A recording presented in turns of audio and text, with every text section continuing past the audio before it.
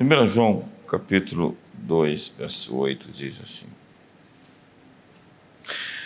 Contudo vos escrevo novo mandamento, que é verdadeiro nele e em vós, porque as trevas vão passando e já brilha a verdadeira luz. As trevas estão passando e já brilha a verdadeira luz. Que texto esse, né? Incrível como a gente precisa reevangelizar a igreja. A afirmação é contundente, dizendo que as trevas estão passando e a verdadeira luz já está brilhando. O reino de Deus já foi inaugurado, ele está para ser consumado. Marcos capítulo 9, Jesus disse que muitos dos que estão vivos, de vocês que estão aqui, não morrerão sem ver o reino de Deus chegar com poder. E foi o que de fato aconteceu. O reino chegou poderosamente no mundo e fez com que todos se dobrassem diante de Jesus, o Nazareno. O império declinou diante de Jesus. E eu posso afirmar a você, com grande ousadia, que muitos de vocês que estão vivos não morrerão sem ver o reino de Deus chegar com poder outra vez. Eu não vi você empolgado agora, mas vai melhorar. Você não vive somente a sua vida, você vive a vida da sua época. Nós temos uma presença do Espírito do Tempo em nossas comunidades, mais do que nós gostaríamos de reconhecer. É incrível como há tantos conceitos filosóficos gregos, tanta versão pagã de um evangelho que de fato não é bíblico e que nós acreditamos nele. Misturaram o platonismo com as escrituras e nos deram um evangelho misturado, um evangelho falsificado. E esse evangelho nos tornou impotentes, incapazes de enfrentamento, de guerra, porque foi subtraído de nós a força, o poder e até mesmo o futuro, porque nessa visão fatalista não existem boas coisas a ser esperadas. Nós precisamos desconstruir os ídolos conceituais desse século. Eu li um livro fantástico da Nancy Pierce, chamado Verdade Absoluta, onde ela discorre sobre o tema criação, queda e redenção. Ela afirma que todo o sistema de crenças, sejam religiões ou filosofias, tem dentro do seu conteúdo essa grade de criação, queda e redenção. Toda religião ou sistema filosófico explora essa ideia de que primeiro alguém ou algo criou esse mundo. São as origens básicas, de onde tudo veio. Quem somos nós e como chegamos até aqui. Mas obviamente que há alguma coisa errada com esse mundo. Então o mundo caiu, houve uma queda. Então qual é a fonte do mal? Qual é a fonte do sofrimento? O que deu errado? E em terceiro lugar, a redenção. Como então resolver? Colocar em ordem o nosso mundo outra vez? Como corrigir o nosso mundo? Foi o filósofo alemão Erich Voegelin que disse que há religiões seculares com um sistema de crenças do tipo uma seita. E se você for pensar em todas essas perspectivas da esquerda política, elas envolvem um certo culto. E eu vou submeter a grade da Nancy Pierce à religião marxista, rapidamente, por favor. Em primeiro lugar, dentro do marxismo, a criação é fruto de um universo material não estático, contendo em si mesmo o poder de movimento, mudança e desenvolvimento. é o chamado materialismo filosófico ou materialismo dialético. A matéria como força motora ou como um Deus. Lenin dizia: podemos considerar o mundo material e cósmico como o ser supremo, a causa de todas as causas, o criador do céu e da terra. Isso é puro gnosticismo, ele não inventou nada, ele só aderiu às ideias gregas antigas de que a matéria era eterna. Assim, o universo é uma máquina auto-originada e auto-operante, movendo-se para a meta de uma sociedade sem classe. A queda, então, segundo o marxismo, o Éden de Marx era o estado de comunismo primitivo, de onde a humanidade caiu da inocência pela escravidão e tirania. O demônio é a propriedade privada, e disso surgiram todos os males da exploração da luta de classes. A redenção seria o proletariado, os trabalhadores de fábrica que se revoltarão em revolução contra seus opressores capitalistas. Se o pecado original foi a aquisição de propriedade privada, a redenção seria dividir tudo entre todos. O incrível disso é com o governo central, por onde tudo passa e onde tudo apodrece, obviamente.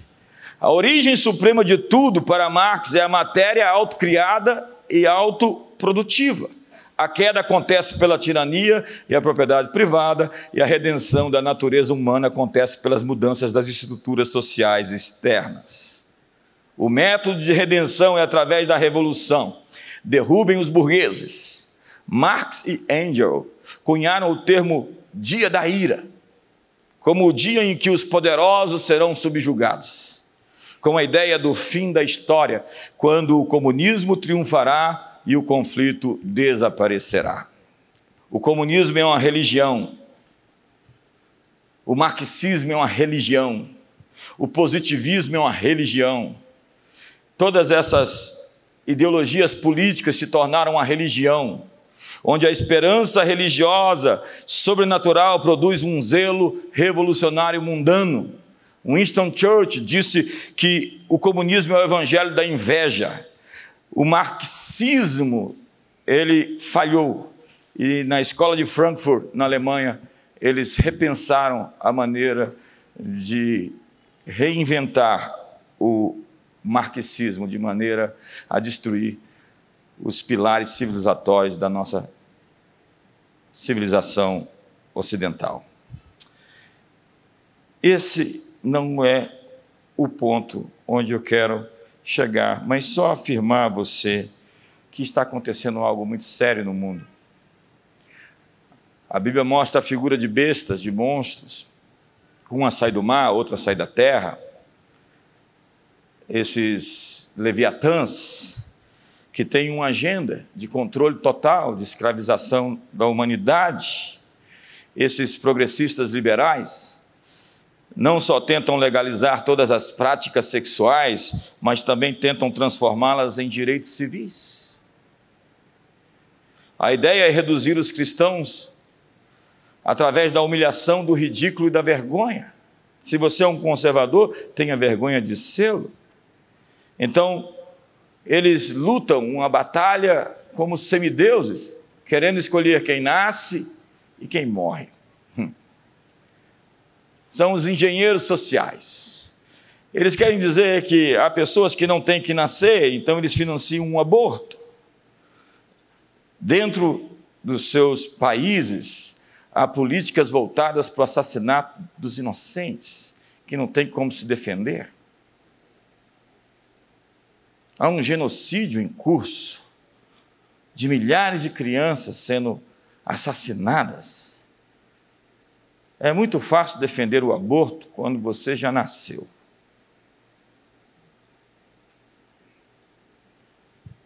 Cultura vem de culto. Cultura se deriva de adoração. Quando nós falamos do espírito do tempo, nós estamos falando da pós-modernidade, que influencia bastante hoje muitos de nós cristãos. É incrível como nós nos dizemos cristãos e pensamos como pagãos. Hoje, cerca de 87% de pessoas no Brasil que se dizem cristãs, mas elas têm uma cultura pagã. Temos um coração salvo e uma mente pagã. Usamos óculos gregos, animistas, secularistas, gnósticos, estoicos. Nós não fomos discipulados pelo evangelho do reino de Deus. Nós arrumamos outro evangelho de escapar, de fugir, de ir embora e deixar esse mundo.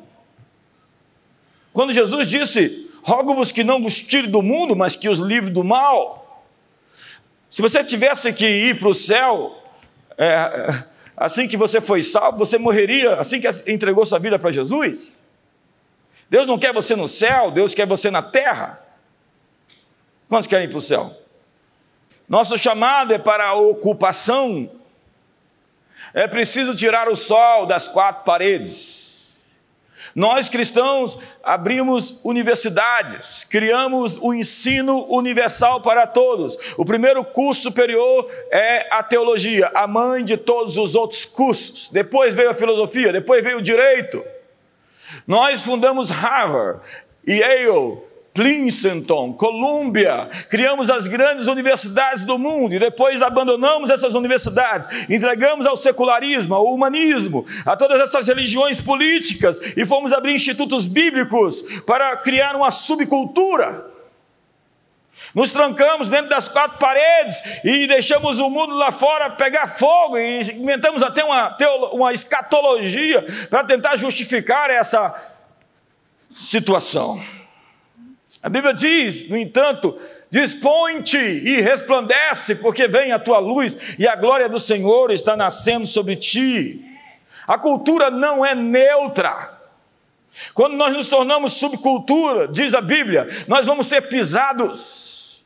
Porque de cultura emergente, com 12 discípulos, o cristianismo, a fé cristã se torna a grande cultura do mundo, que cria essa grande civilização ocidental, cheia desses valores mais elevados. Duvide isso, veja as grandes catedrais, veja que o próprio direito romano é o direito romano cristão do Código Justiniano. A influência do cristianismo está em todos os setores. Essa situação de cuidado às pessoas nasce da visão do bom samaritano. A cruz é vermelha, o exército é da salvação. Leis, escolas, universidades, arte, entretenimento. Quem eram os grandes pintores, os grandes cientistas? Kepler, Pasteur, Nicolau Copérnico, Newton. Newton estudava mais Bíblia do que ciência. Era um escatologista. E o que nós fizemos? Nós abandonamos as ciências naturais e deixamos elas nas mãos de ateus. E nós temos uma nova espécie de ateus, ateus que acreditam que são Deus. É isso que propõe, que preconiza o Harari, tanto adorado pelos inteligentinhos. Ou Steven Pinker, que influencia a mente do Bill Gates, dentre tantos outros, até mesmo de pessoas importantes aqui nesse país. E quando você vê o que esses espertos leem, eles estão aprendendo que eles podem decidir como uma classe elitista o que nós, os mortais, temos que fazer. Eles têm o poder de decidir por nós, porque nós não sabemos decidir por nós, porque eles são ungidos, iluminados, vivem na Acrópole e nós estamos na metrópole e querem nos mandar para a necrópole. Não é nada novo. São os suplentes da divindade. A cultura não é neutra. O que você não conquistar será retirado de você. O que quer que você não tome será ocupado por um espírito hostil. Se nós não salgarmos a terra, se nós não temperarmos o mundo, nós vamos voltar para aquele período lá no Império Romano, onde nós éramos caçados e perseguidos. E foi Rodney Stark, tantos outros, Paul Johnson, Christopher Dawson, que disse que foi a fé cristã que minou essas bases e derrubou essas estruturas de iniquidade. Foi o Kim Jong-il que disse que foi o cristianismo que destruiu o Império Soviético. Sim, porque não existe compatibilidade entre tirania, despotismo e fé cristã. Onde o evangelho chega o reino de Deus e ele é justiça, alegria, paz e gozo no Espírito Santo.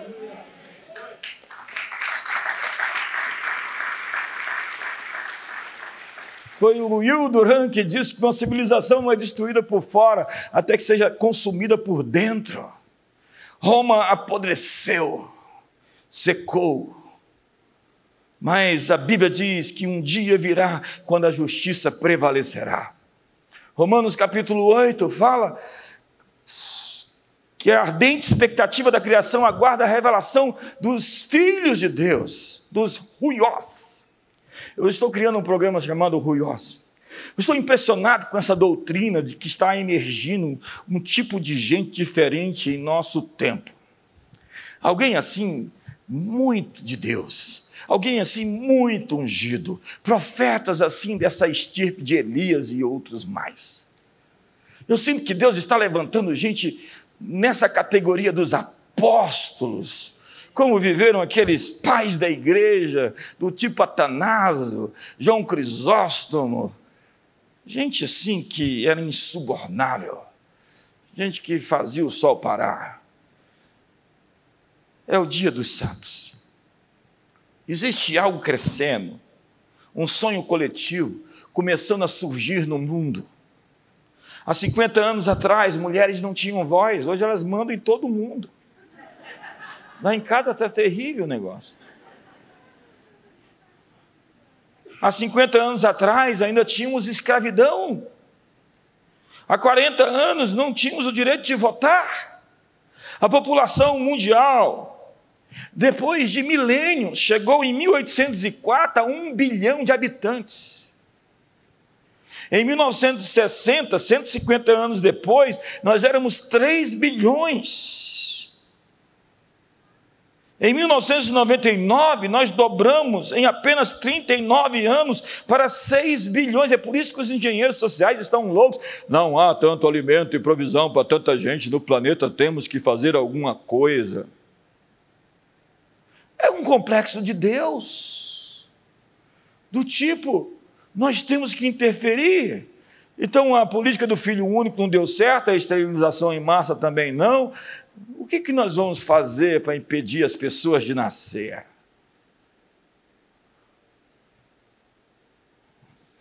Acredite, os teóricos da conspiração estavam certos.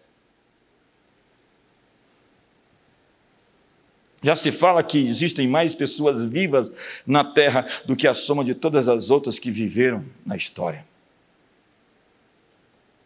Wesley Campbell diz que 1/3 de todos os que se converteram a Jesus desde a sua ascensão vieram nos últimos 15 anos. Há mais gente viva na terra, cristão, do que cristãos mortos que foram para o céu. Que tempos esses para se viver? Você não fica empolgado de pensar que você vive numa época tão especial e que você pode fazer a diferença, deixar a sua marca no mundo? A cada semana, 1 milhão de pessoas aceitam Jesus como Senhor e Salvador. Só na China, em média, 1,2 milhões de pessoas se convertem por semana. Em pouquíssimo tempo haverá mais cristãos na terra do que os que foram salvos. Repito, você vive no melhor tempo da história, cheio de muitos desafios. Foi Pedro, no dia de Pentecostes, que diz, e todos os profetas, a começar de Samuel, assim como todos quantos depois dele, anunciaram esses dias. Porque vocês são filhos dos profetas e da aliança que foi feita com Abraão, vosso pai, onde se disse, na tua descendência serão abençoadas todas as famílias da terra.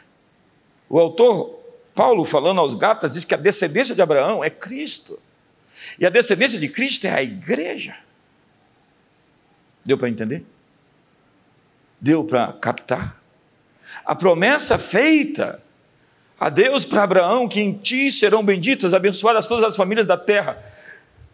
Paulo fala em Gálatas 3, verso 7, que os descendentes de Abraão são aqueles que se entregaram a Cristo.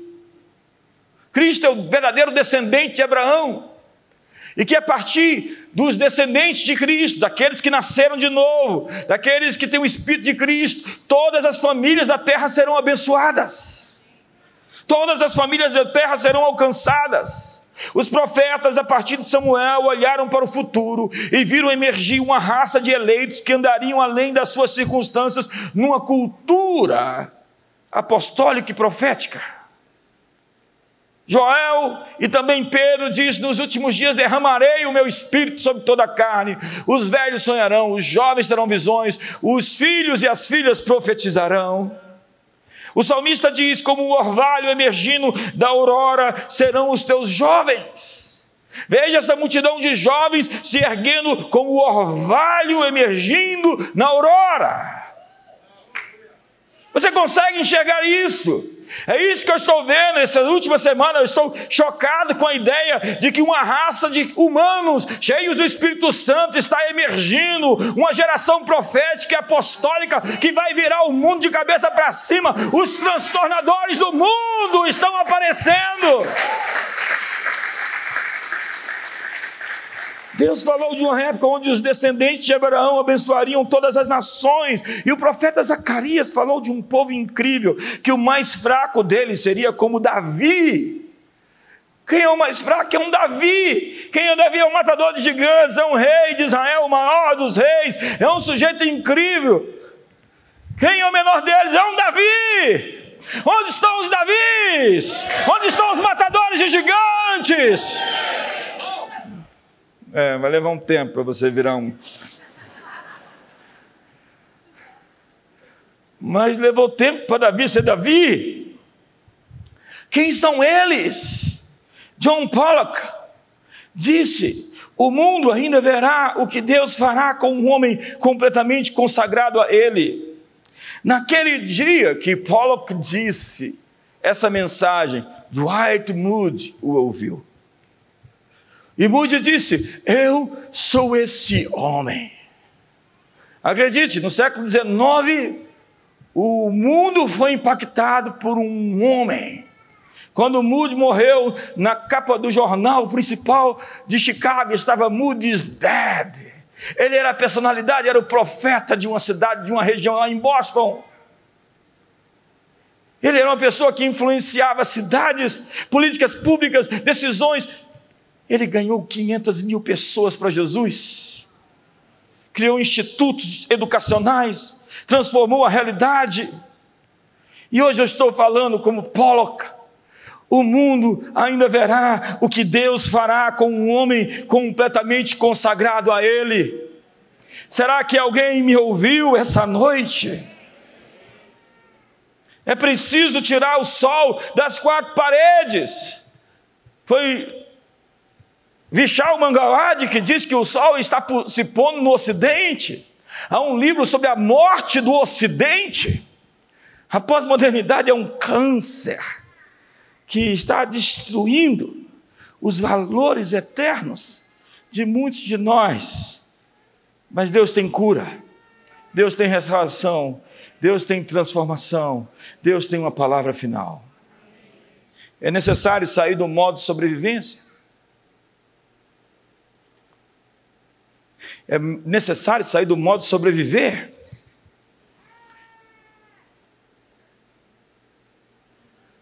Tem gente que está tentando simplesmente conseguir se manter de pé, se arrastando semana após semana, tentando chegar de domingo após outro domingo. Eu li outro dia o Bill Johnson dizendo: Deus nos deu a bola e nós estamos no ataque, não na defesa. O que você me diz de um time que tem a bola e fica tocando para trás, recuando e esperando acabar o tempo? A igreja está esperando o jogo acabar e recuando a bola. A igreja está tentando sobreviver. Alunos na universidade estão tentando não cair numa mentalidade de sobrevivência, ao invés de incendiar a universidade, num termo simbólico, porque a esquerda política está incendiando de verdade. Nós temos a bola, Deus nos deu a bola. Você lembra daquele desenho animado do Pink e do Cérebro? 2 ratos, o Pink, um rato alto, esquelético, com aparência de dopado, e o Cérebro, um rato baixo com uma cabeça enorme. Pink e Cérebro acordavam todos os dias com um plano para dominar o mundo, e quando falhavam, no fim de cada dia, de cada programa, Pink perguntava ao Cérebro: e agora? O que nós faremos amanhã? O Cérebro respondia: faremos o que fazemos todos os dias. Tentaremos dominar o mundo. Amanhã, quando você acordar, você vai dizer: eu acordei para dominar o mundo.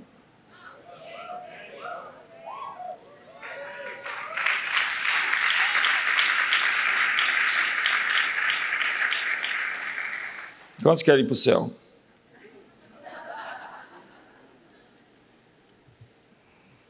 Querer ir para o céu mesmo que morrer.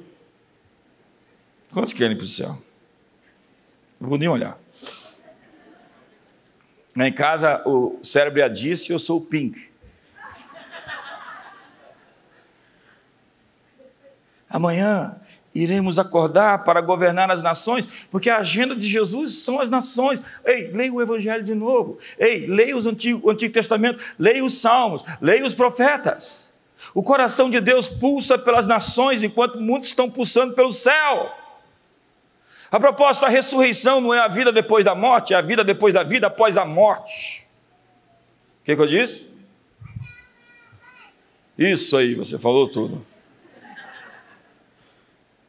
Sabe, nós temos que tirar a luz das 4 paredes e deixá-la brilhar. Charles Spurgeon disse que o Evangelho é como um leão que está enjaulado. Nós só precisamos abrir a jaula e ele vai fazer o trabalho. Uma escritora disse: domingo eram domingos, segundas-feiras tão diferentes. Será que existe uma conexão entre o domingo à noite, os cultos de domingo, e a segunda, e a terça, e a quarta-feira? Será que a gente pode levar aquilo que estamos vivendo aqui dentro, lá para fora? Será que o avivamento tem que acontecer aqui dentro, ou tem que acontecer nos palácios, nas autarquias, nas ruas, nos shoppings, nas praças? Será que o Evangelho está retido a um ambiente eclesiástico? Eles querem dizer a você que sim, eles querem dizer: viva o seu cristianismo privadamente, viva o seu cristianismo dentro da sua casa, não leve a sua fé lá para fora, viva dentro da igreja. Não, não, não, isso é pagão. Ide por todo o mundo e pregai o Evangelho. A mensagem era pregada nas agoras, nas praças, nos mercados, era nas ruas que o Evangelho virava o mundo em perspectiva certa, de cabeça para cima. Eu nasci para lutar contra dragões e ser parte de um exército que altera o curso da história. Nós fomos criados para brilhar e resplandecer, não para nos esconder, para nos encolher em alguma esquina, subordinados ao mal, pedindo para o anticristo chegar logo, porque nós queremos ver Jesus. É falso essa teologia. Deus não quer que ninguém pereça, mas que todos sejam salvos. A bendita esperança da volta de Jesus, e todo o que tem nele essa esperança a si mesmo se purifica, não exige esse encontro da maneira como é pregada. Exige de fato o encontro com a presença dele todos os dias, porque eis que estou convosco todos os dias, até a consumação dos séculos. Suas mãos não estão encolhidas, seus ouvidos não estão agravados. Você pode se encontrar com ele. Se você desejasse tanto vê-lo assim, você iria jejuar aí uns 21 dias sem comer nada, e você iria ter um encontro de fato.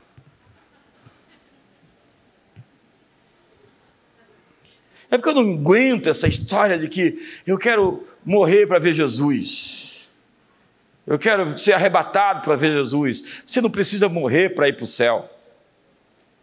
O céu pode vir até você.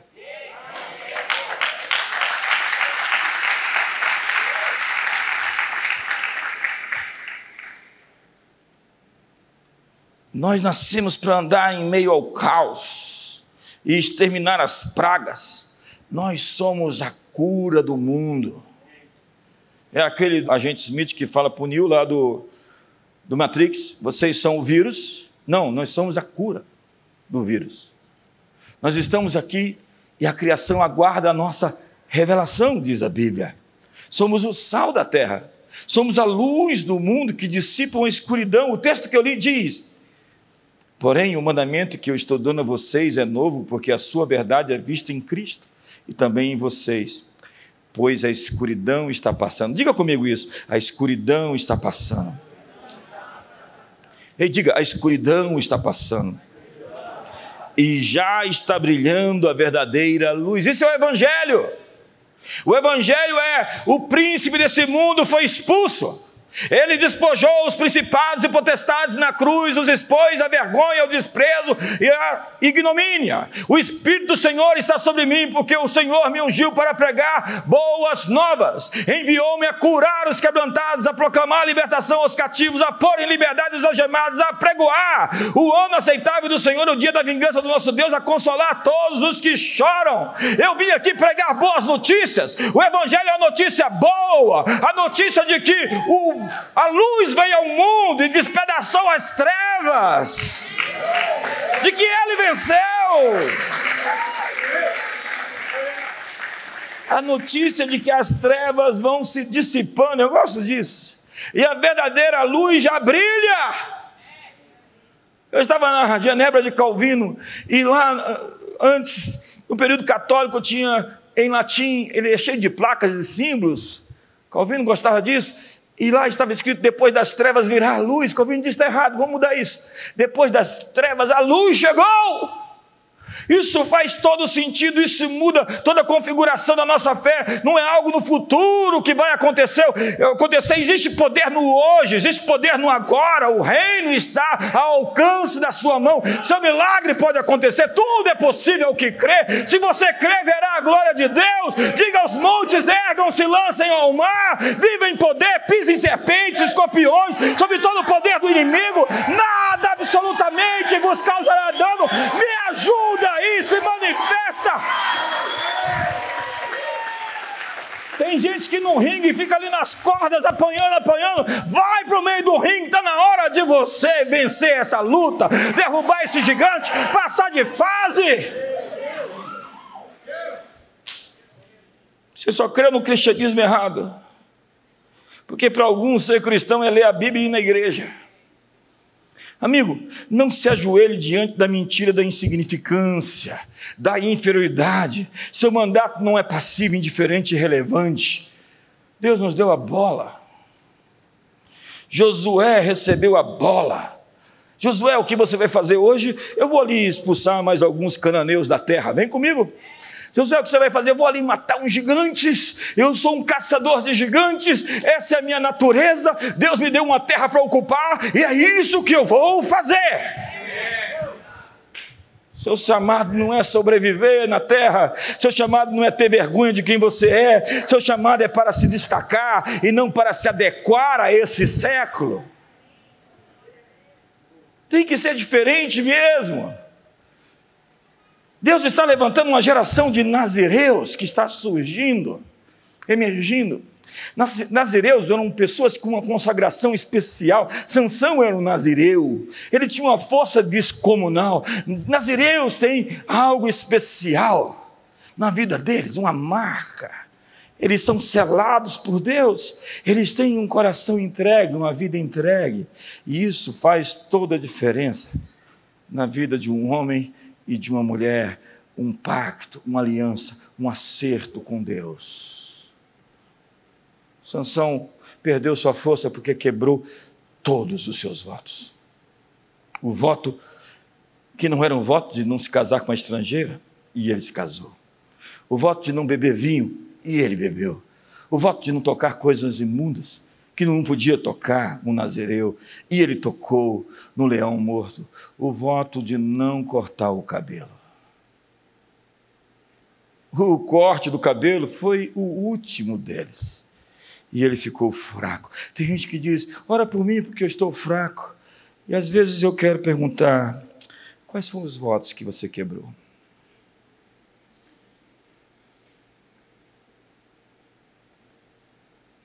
Uma geração está surgindo de gente alimentada pelo jejum e oração. Gente alimentada pelo jejum é boa. Você sabe que você é diferente quando você acorda de manhã de jejum e fala aleluia. Como eu estou feliz por jejuar. Isso não é natural, porque jejum é aflição de alma. Isaías 58 diz que jejum é afligir a alma. Mas chega um momento de tanta consagração, de tanto exercício, que você se torna treinado nos seus sentidos. E é incrível que você vê o diabo a 1 quilômetro de distância se movendo, e você já para ele antes de ele chegar. Você já se antecipa. Está se levantando um povo diferente que tem cultura de oração e não reunião de oração. Essa coisa desses crentes que precisam entrar na presença de Deus e não vivem na presença de Deus. Muçulmanos têm uma cultura de oração e nós ainda temos reuniões de oração. Uma geração que não tem medo de fazer outros ganharem. Nós estamos aqui para fazer os outros ganharem, nós estamos aqui para servir a outros, para que eles também ganhem. Tem gente que quer tudo para ele, tem gente que se sente mal quando outros são elogiados na sua presença. Você tem autoestima baixa quando você não consegue ver outros serem celebrados, aplaudidos em sua presença, porque você realmente tem uma ferida profunda na alma. Zig Ziglar disse: você pode ter tudo que quiser, simplesmente ajudando um número suficiente de pessoas a obterem o que querem. Se você quer ganhar mais, tem que deixar que mais pessoas ganhem também. Prosperidade é o resultado de fatiar o bolo.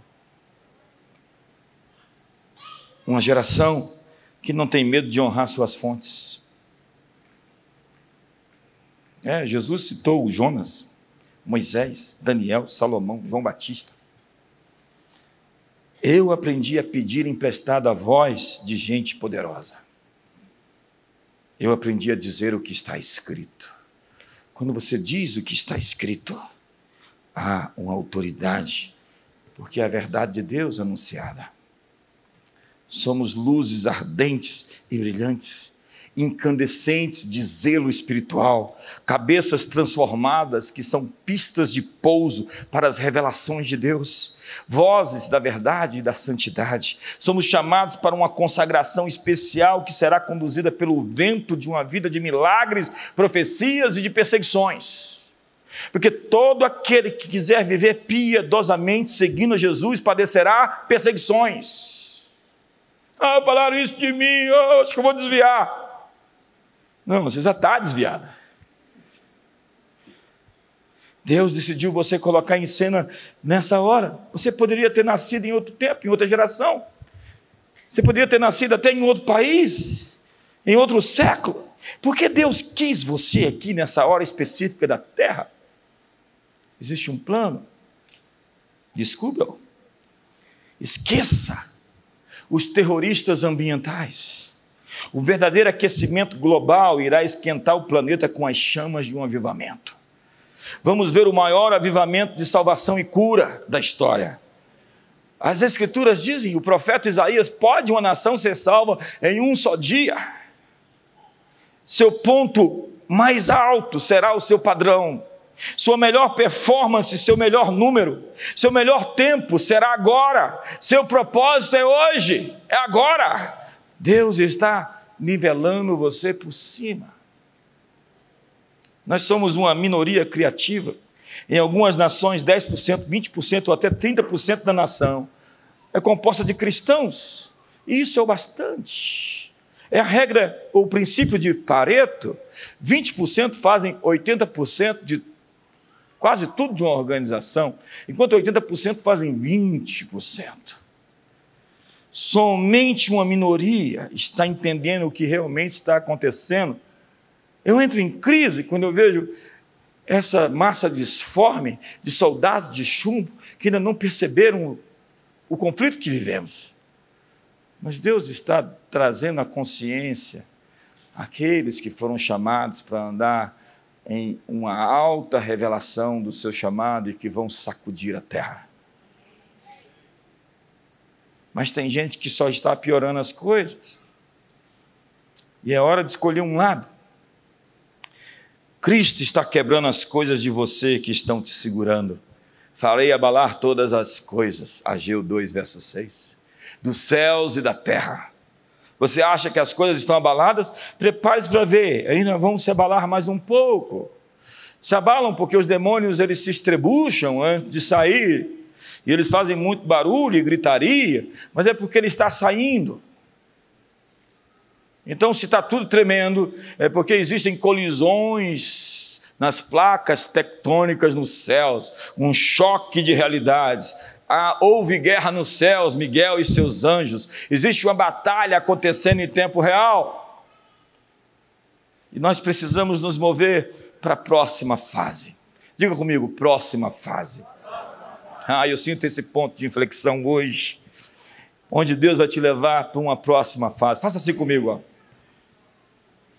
O ponto de inflexão pode ser para baixo ou pode ser para cima, mas você vai profetizar a sua nova fase, a sua nova etapa, a sua nova estação. Deus está conduzindo você para um novo horizonte, para um tempo novo, onde a compreensão do que você foi chamado para fazer, de quem você é, lhe será dada de uma maneira que você não entendeu até hoje.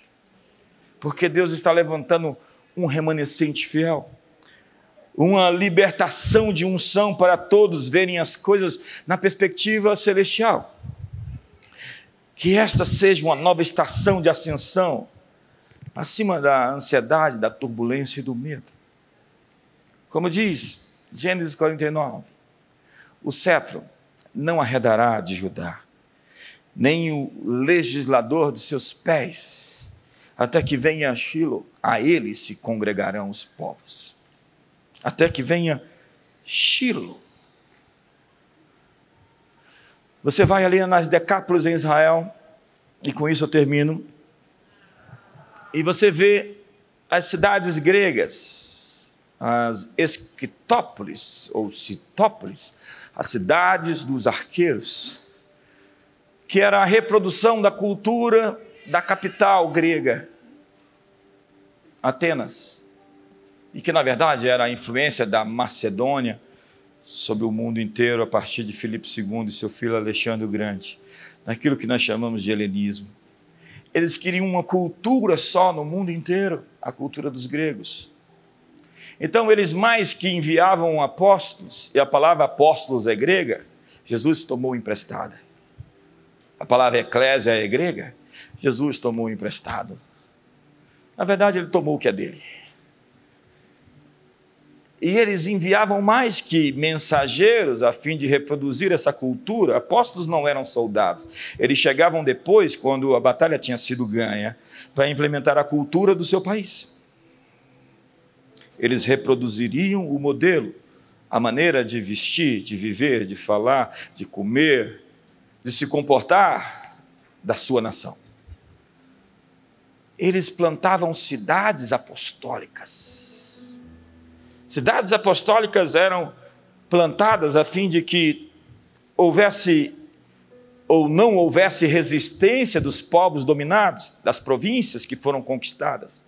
Assim eles se adaptariam à cultura dos gregos e depois dos romanos, e não resistiriam mais à ocupação, à dominação. Então eles eram helenizados, colonizados, eles eram colonizadores culturais. E eles se tornavam semigregos, semi-romanos. Eles estavam adquirindo até mesmo o panteão dos deuses, dos gregos e dos romanos, que só trocaram de nome.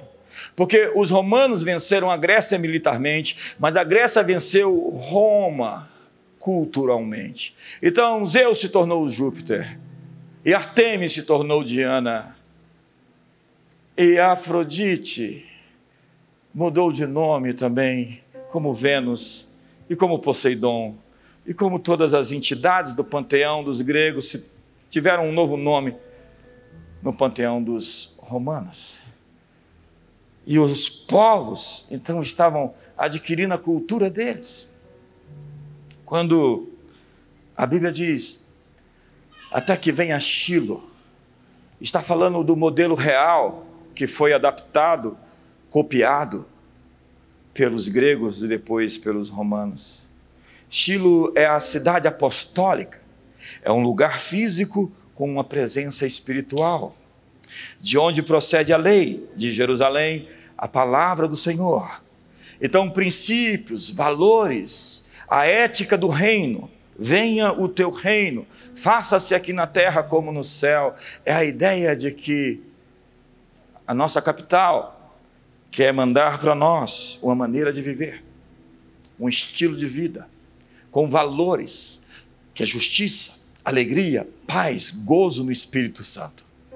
Shilo é a primeira capital de Israel, onde se celebrava as festas do tabernáculo, a festa da Páscoa, a festa do Pentecostes. Toda a nação iria ali a fim de aprender a cultura profética, de onde saía o tabernáculo, de onde veio Samuel, mas o pecado praticado ali veio a derrubar, Shilo foi queimada, e a luz mudou para Jerusalém, na pessoa de Davi. Você conhece a história? A luz foi trocando de lugar. No primeiro século foi Éfeso. Éfeso foi o grande centro de irradiação do evangelho para o mundo todo.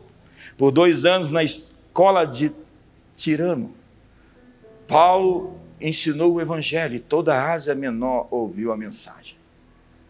Era mais do que a pregação de uma mensagem. Era uma cultura do céu que estava vindo sobre os povos ao redor. Todo mundo iria se submeter à autoridade do céu, do verdadeiro César, do verdadeiro Senhor. Dessa maneira, a reforma protestante teve a sua capital em Genebra, que era uma cidade de prostituição, onde os padres eram os cafetões que lideravam as casas de prostituição, assassinatos, roubos. Era o pior lugar para se viver, até que chegaram os reformadores. E eles fizeram uma revolução e Genebra se tornou o farol para o mundo. Foi chamada a cidade da colina. Tanta coisa aconteceu ali que se espalhou para o mundo inteiro. Você sabe, essa luz foi migrando e ela esteve em muitos lugares ao mesmo tempo. E eu realmente acredito que isto está sobre nós. Algo está acontecendo sobre o Brasil, que está o tornando um farol para o mundo, uma nação que está resistindo a todo esse embate contra a escuridão dessa agenda marxista cultural, e está se levantando um povo que é o grande diferencial, a igreja, chamada por Ezequiel os mais terríveis estrangeiros das nações, a comunidade dos santos, a Assembleia de Deus, lá também a Assembleia dos Santos. E o que a Bíblia diz é que haverá esse dia dos santos, onde todos seremos revestidos de uma maneira tão especial. Mas em antecipação a esse dia, quando o mortal se revestirá da imortalidade, a corrupção da incorruptibilidade, Deus promete tecer esse DNA, essa estrutura poderosa de gente insubornável, que não se dobra diante do diabo para conquistar os reinos da terra, mas sabe que existe um sacrifício a ser feito para conquistar as nações. Pede-me e te darei as nações por herança e as extremidades da terra por tua possessão. Essa é a mensagem apostólica. Essa não é a mensagem pastoral de cuidado, proteção e alimento para o rebanho. Essa é a mensagem de vai, ide ao mundo inteiro e discipule as nações, batize-os em nome do Pai, do Filho e do Espírito Santo, ensine-os a guardar todas as coisas que eu vos tenho determinado. E isso não está recluso a um ambiente fechado, a 4 paredes de um prédio. Isso está sendo enviado a ambientes universitários, escolares. Isso está sendo designado a ambientes econômicos, financeiros, a empresas, a cinema, arte, entretenimento, teatros. Isso está sendo, porque Jesus não é o Senhor da igreja simplesmente, Ele é o Senhor do universo inteiro, Ele é o Senhor dos quasares, Ele é o Senhor da Via Láctea, Ele é o Senhor de Andrômeda, Ele é o Senhor do universo. Todo joelho se dobra e toda língua confessa que Ele é o Senhor para a glória de Deus Pai. Ele é o Senhor da economia, Ele é o Senhor da política, Ele é o Senhor da arte, Ele é o Senhor da ciência, Ele é o Senhor da cultura, Ele é o Rei, Ele é o Senhor, para sempre é quem sempre será. Exalte-o, glorifique-o, fique de pé essa noite. Eu estou atrás de gente apostólica, que é gente que não fica aí lambendo suas feridas e fazendo drama das suas crises, mas é gente que vira trator, rolo compressor, vai para cima, sai do recuo. Talvez você está nas cordas, apanhando. Talvez você está vivendo uma vida tentando sobreviver. Não, eu vim para vos dar vida, e vida abundante. Mas onde está essa vida? Esta vida foi entregue naqueles que se qualificam pelo seguinte texto: buscar-me-eis e me encontrareis, quando me buscardes de todo o vosso coração. Quando Deus é a sua única opção, quando Deus é a sua única escolha, quando você não tem mais opções, quando você não tem mais escolhas, quando você não tem mais como voltar atrás ou olhar para os lados, você é uma pessoa que tem um acerto, um pacto, uma aliança. Você é um nazireu, você tem algo. Alguém disse que profetas têm segredos com Deus. Tem coisas que Deus me disse, que Ele disse: esse é o meu segredo com você. Isso não é para você contar, falar para ninguém. Eu falei isso para você porque essa é a minha mensagem com você.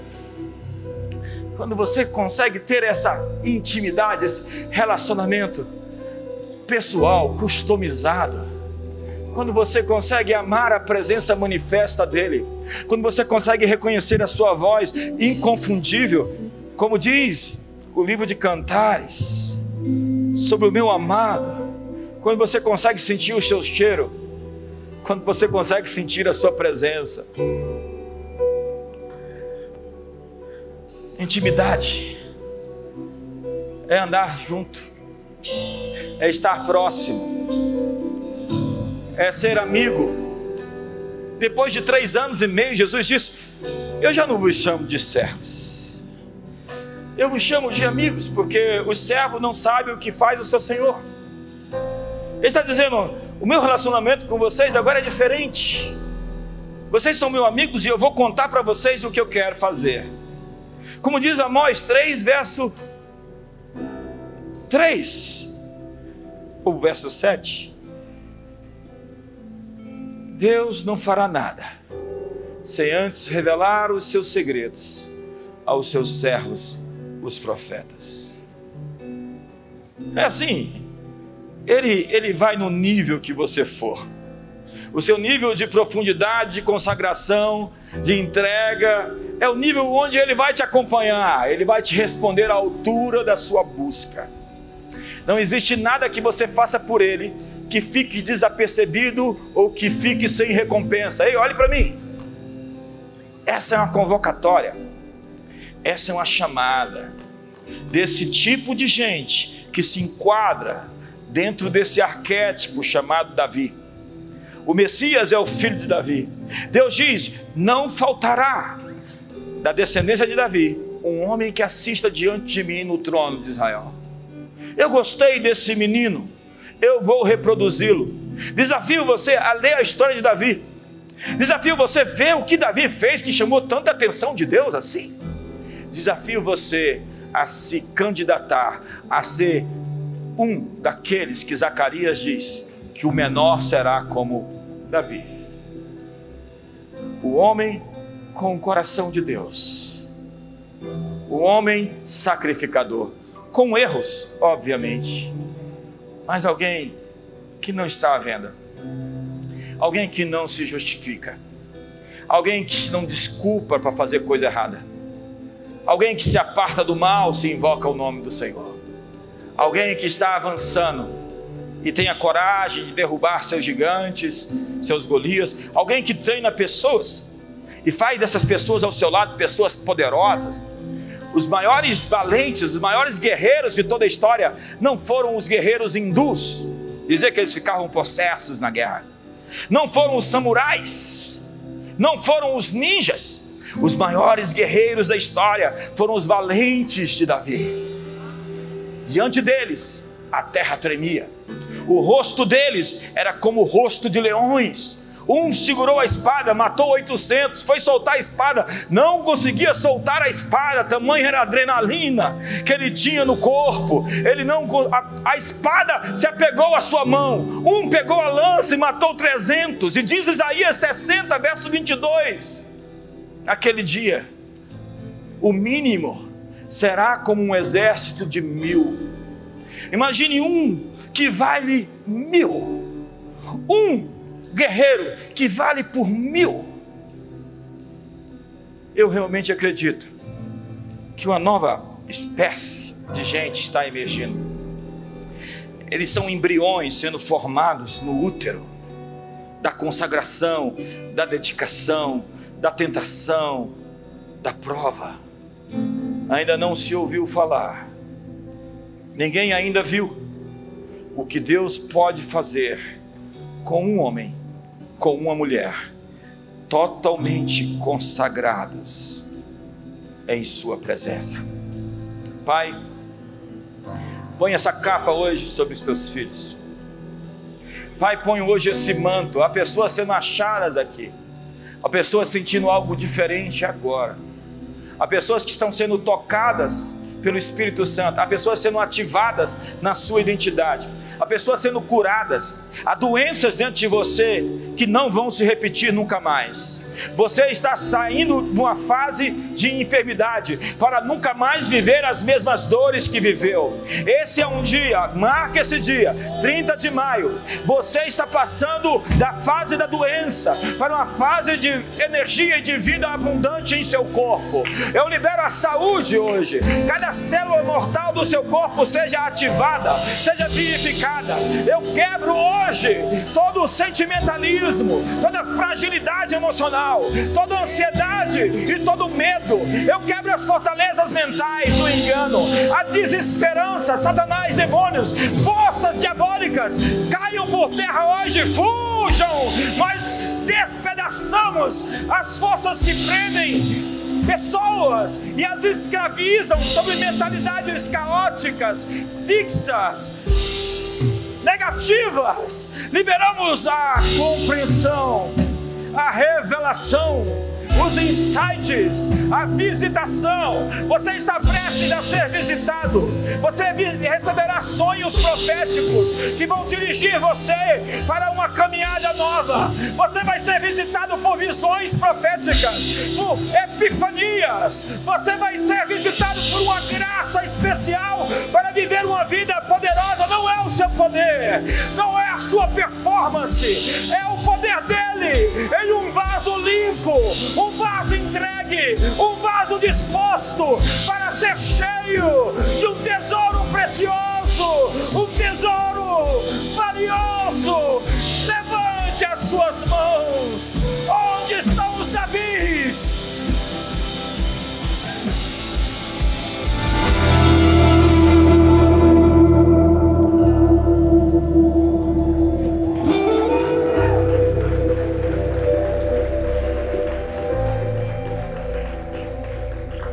Feche seus olhos hoje.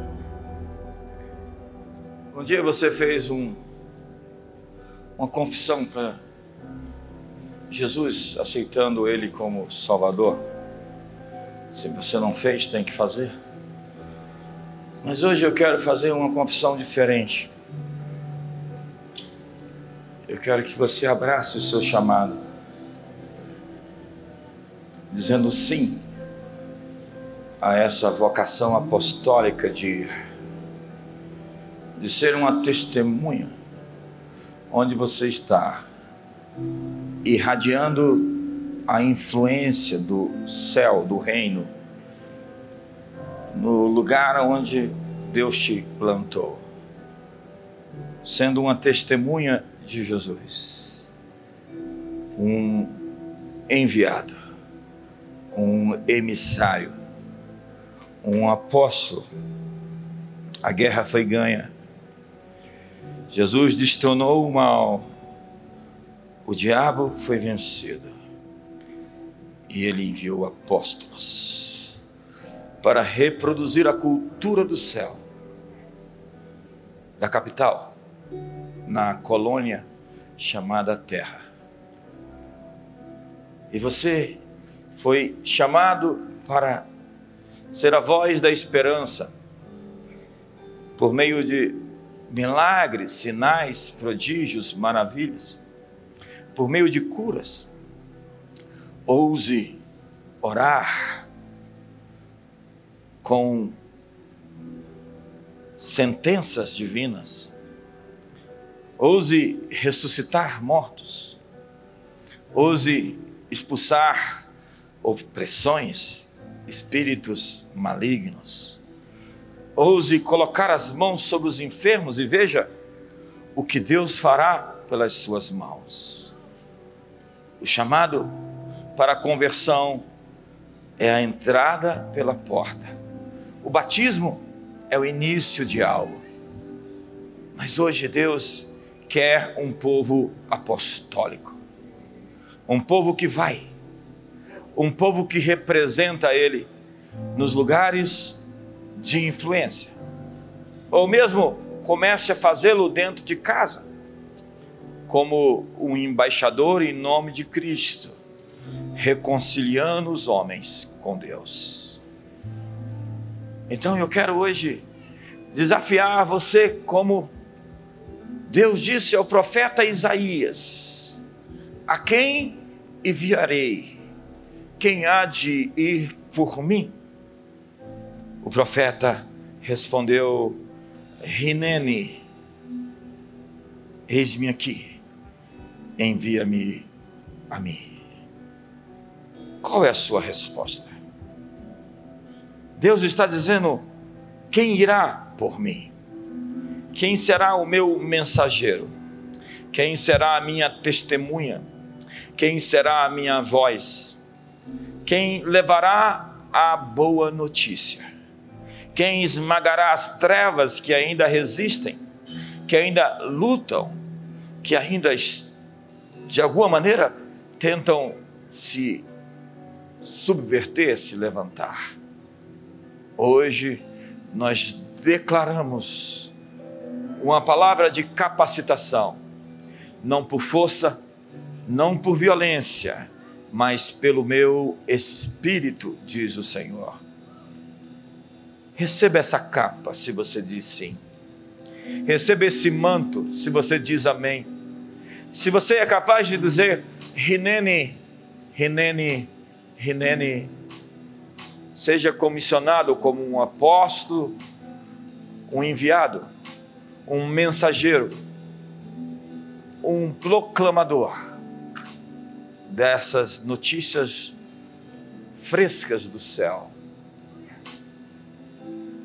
de que o inferno perdeu,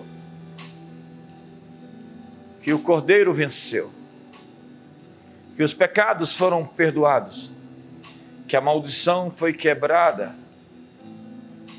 de que Ele construiu a ponte entre humanos e o Pai, e ninguém vem ao Pai senão por Ele. Abaixo dos céus não existe outro nome dado entre os homens pelo qual importa que sejamos salvos.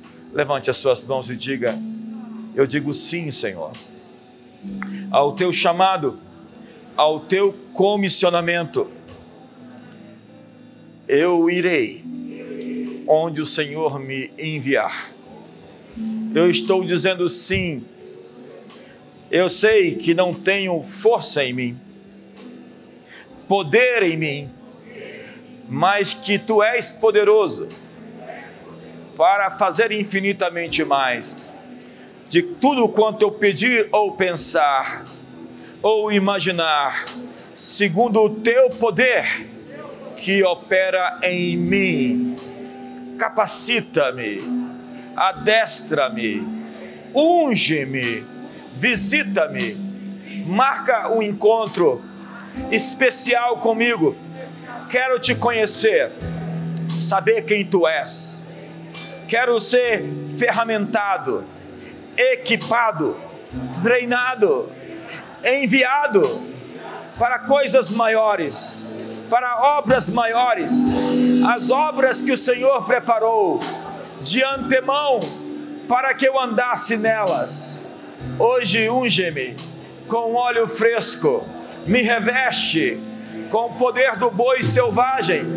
Meus olhos se alegram dos inimigos que contra mim se levantam.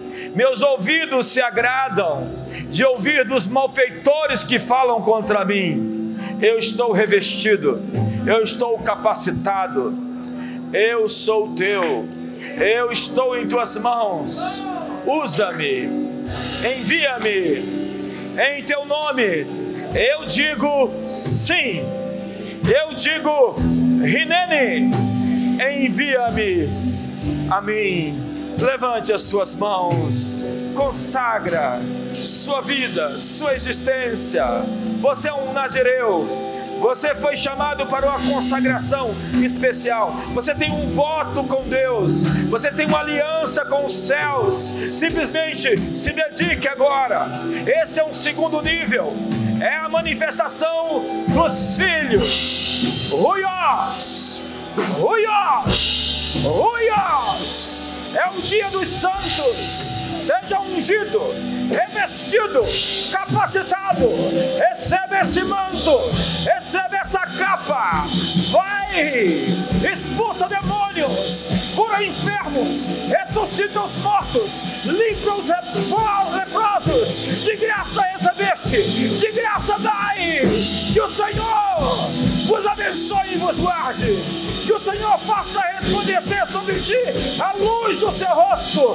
Que o Senhor tenha misericórdia de ti e te dê a paz. Uma ótima semana, um excelente mês de junho.